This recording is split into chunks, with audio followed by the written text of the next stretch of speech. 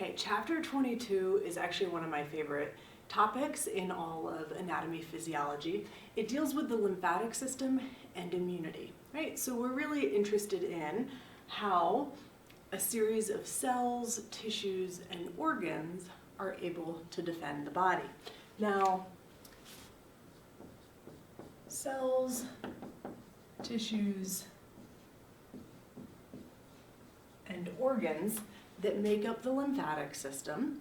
The cells are the lymphocytes. You'll recall those were some of our white blood cells.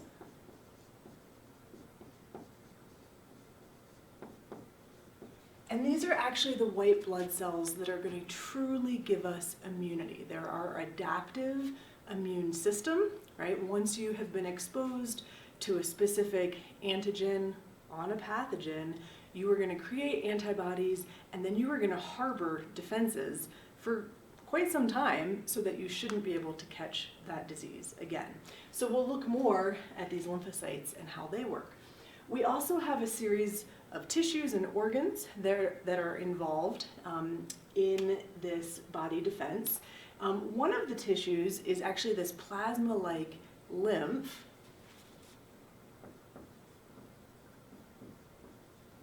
Right, we'll talk more about that. We also have a whole series of different vessels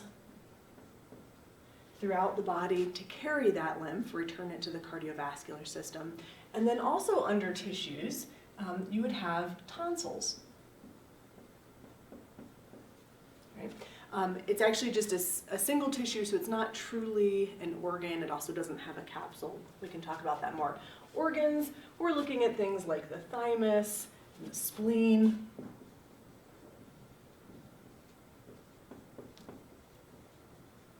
places where those lymphocytes maybe are maturing or they're being harbored, right, hanging out until they're needed more.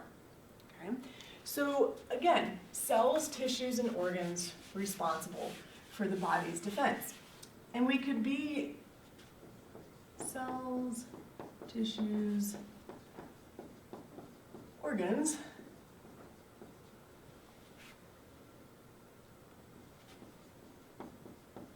responsible for defending the body. Okay. So that's the overall goal of the lymphatic system. We could look at that in more depth, right? So for example, those lymphocytes are obviously an important cell here. And so we can look at this as a system meant to produce, maintain, and distribute lymphocytes. Right, that's one of the major goals of this system. We can also see how this system is set up to return excess fluid that kind of leaked out of those capillaries. Yeah, recall, here's our capillary bed. And remember, we had filtration and reabsorption, but we had something like 4 liters left unaccounted for, right, that squished out of our capillaries. And here, we're going to see these lymphatic vessels collecting it and returning it to circulation. So we return that excess fluid.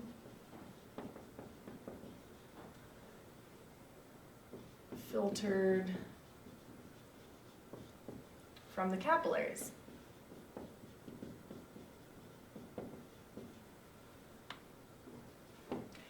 In the process of doing that, we're also really transporting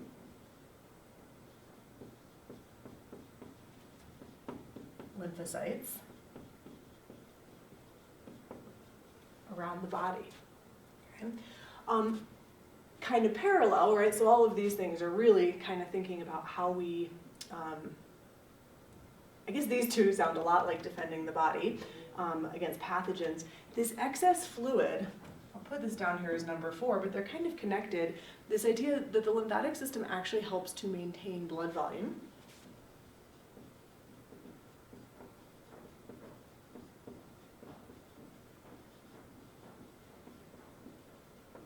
Right, by making sure those 4 liters end up back in the cardiovascular system. And recall also that when we do this whole fluids filtering out of the cardiovascular system into the lymphatic system, that this is really important in kind of bathing the tissues, not only to get white blood cells into the tissues, but also things like hormones and nutrients.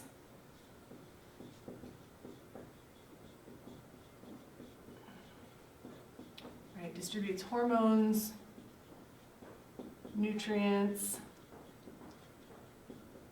We talked about how wastes are picked up in that process as well, right? Those all get returned to the general circulation. So when we first think about the lymphatic system, right, what people tend to focus on is in fact immunity, but there's actually a lot more going on there in this kind of really unique system that a lot of people don't really know much about. All right, let's look a little more in depth at these lymphatic vessels. So the smallest of the vessels is called a lymph capillary, or lymphatic capillary.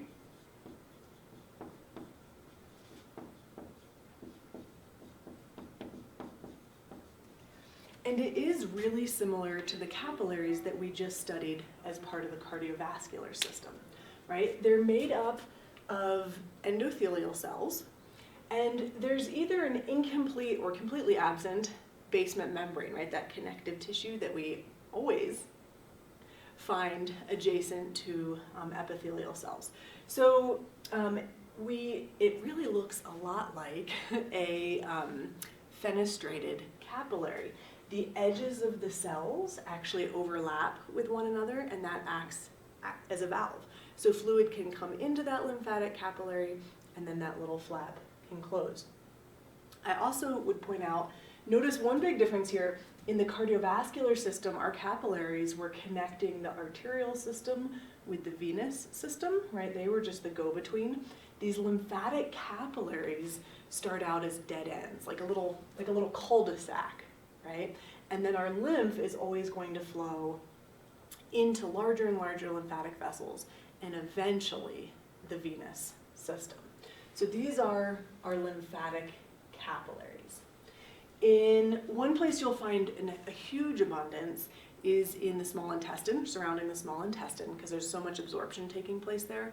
And we actually give them a specific name in that location. They're called lacteals. They get a kind of a milky white appearance. We'll see when we get to the digestive system that in fact is how fats are absorbed from the GI tract, is actually directly into the lymphatic system rather than the cardiovascular system, with our other nutrients like carbohydrates and proteins go straight to the cardiovascular system. So here we see all those lymph capillaries kind of coming together, and they'll join together into some small lymphatic vessels, and then those join together into more major lymphatic vessels. Now, I will say that these lymph vessels very much, they have the most in common with the venous system, right? It's low pressure, thin walls. These tend to kind of have this pale golden appearance. You're very unlikely to find them when you're dissecting for the vessels in your cat. Remember, in the cat, they've actually injected the arteries with a red latex, so they're very visible to you, and the veins with a blue latex. They haven't injected the lymphatic system, and so you're very unlikely to see it. But you have a series of major lymphatic vessels. Some are very superficial, right? Let's see. So lymphatic capillaries, feed into kind of small lymph vessels.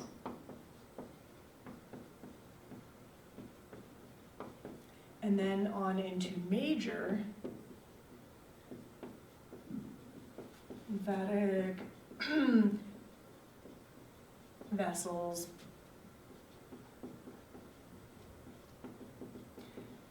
Some of these are very superficial, like you have some, for example, that are subcutaneous, right? So just under the skin, right? Maybe deep to the dermis. You also have quite a few of these major lymphatic vessels around places that there are mucous membranes.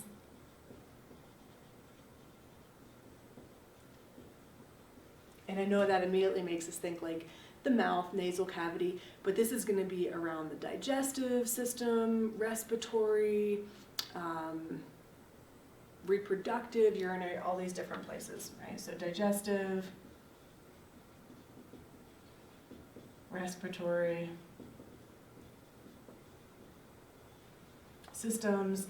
And then you also have, again, they're still considering them superficial, what am I trying to think of? Around, man,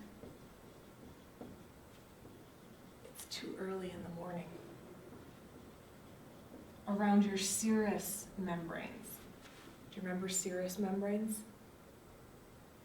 Places like we were just talking about in the heart, the pericardium is a serous membrane. You have serous membranes surrounding your lungs, right? That's the pleural cavity. You have serous membranes surrounding all of your, say, like digestive organs. That's the peritoneal. Now, I know this doesn't sound particularly superficial, right? But it's just kind of on the edge of these membranes, serous or mucous membranes. When they talk about deep major lymphatic vessels, we're talking about those that are kind of running in parallel with the arteries and the veins, right? So your brachial artery and vein run together. There is a brachial lymphatic vessel that runs with them. So parallel to the arteries and veins, right?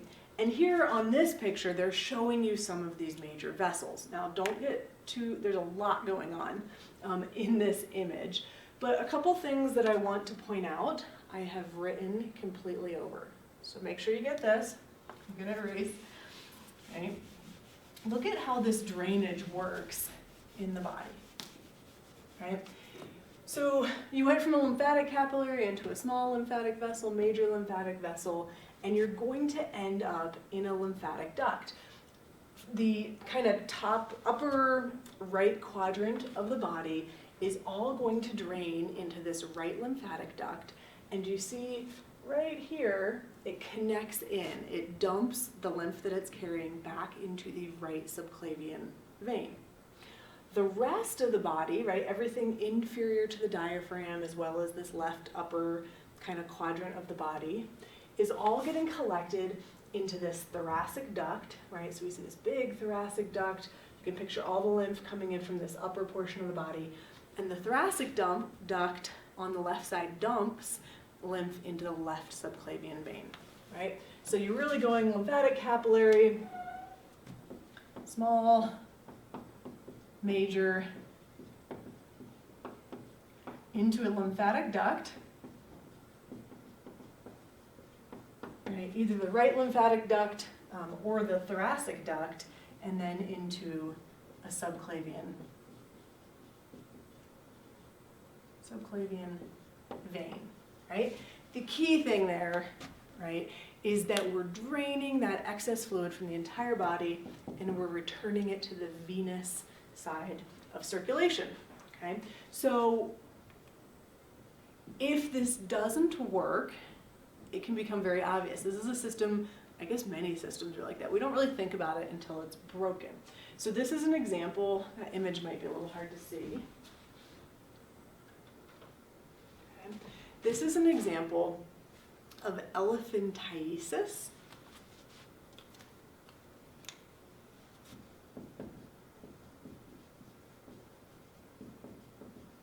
Oh, can't write on that. Let's see. Elephantiasis,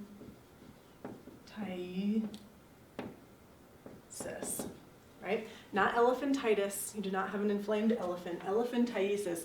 Their legs have become elephant-like. This is actually caused by a parasite that damages those lymphatic vessels, and then we're unable to return the fluids that have leaked out of capillaries. We're unable to return them back to venous circulation. So when the lymphatic system fails, this can actually be quite problematic. And again, think about, this is a little strange, I think, for people to think about. In the blood vessel, right, we're calling that fluid plasma, right? Mostly water, we call it plasma. What leaks out, what gets filtered out, becomes extracellular fluid, right, or interstitial fluid, same thing. And then once it enters the lymphatic system, we call it lymph. When it comes back into the venous system, it goes right back to being plasma. So that's another thing that sometimes students have a hard time with, right, is realizing that plasma, when it gets filtered out, it becomes extracellular fluid or interstitial fluid, which then moves into the lymphatic system. We call it lymph. And essentially what we're doing here is putting it right back into the plasma, right? That's how we are able to maintain blood volume. Having talked about the lymphatic vessels, this now brings us to lymphatic tissues. Now, the lymphatic tissues are basically just connective tissue where a lot of lymphocytes are hanging out, right? So it's a connective tissue dominated by lymphocytes.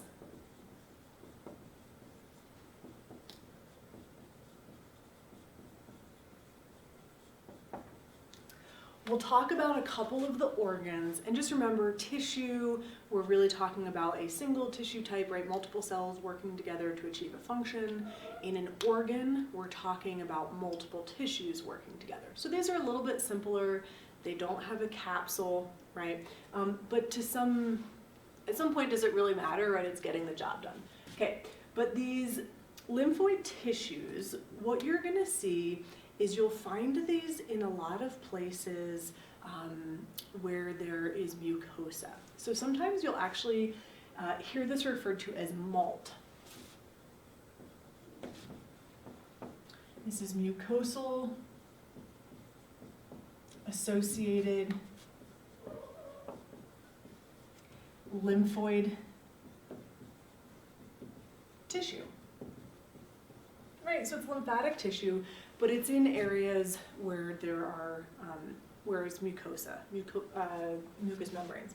Sometimes you'll also hear this more specifically around the intestines, referred to as GALT, gut-associated lymphoid tissue, right? But it's the same idea, it's this connective tissue dominated by lymphocytes. The ones you are probably most familiar with is in the mucosa surrounding the respiratory tract.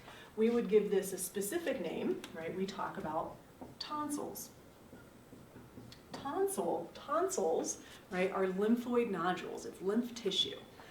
But it's aggregated in this place where pathogens are quite likely to try to enter our system, right? So the respiratory system. I know in lab you'll be looking for the pharyngeal tonsils, right? Pharynx just refers to kind of the throat. The palatine tonsil, kind of hanging off the uvula there, and then the lingual tonsil at the base of the tongue, right? So those are great examples of lymphoid tissue.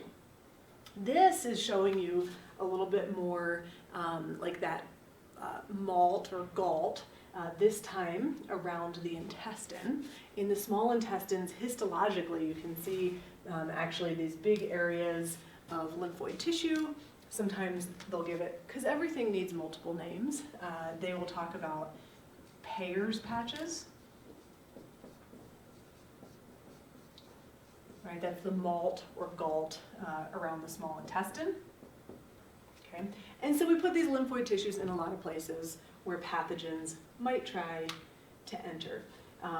You would also consider, this one's fun, the appendix, right? Everybody says, oh, the appendix, it's this vestigial organ, it doesn't serve a purpose. We're starting to learn that it's actually part of this gut-associated lymphoid tissue, lots of lymphoid tissue kind of packed in there. Okay, how about lymph nodes? So now we're moving into actual lymphatic organs.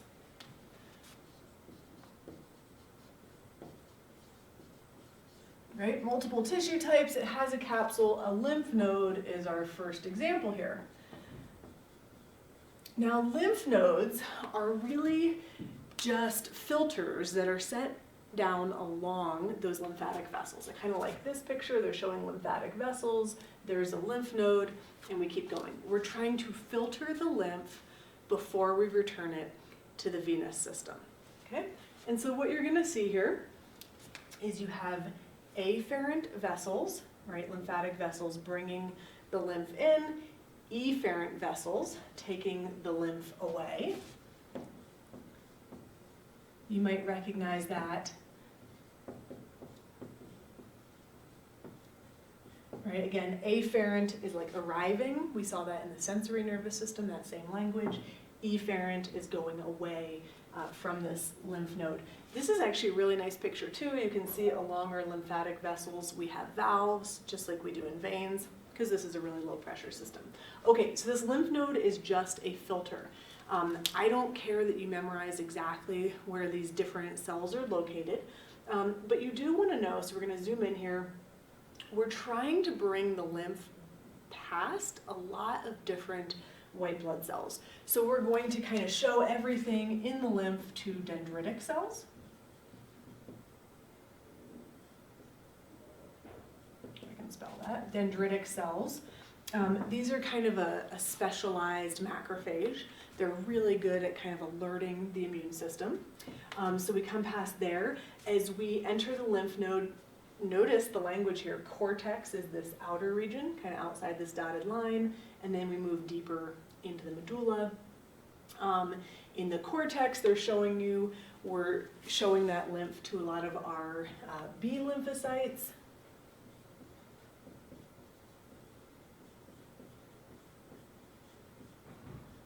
As we move deeper in, kind of right on that cortex medulla border, our T lymphocytes are going to take a look at everything.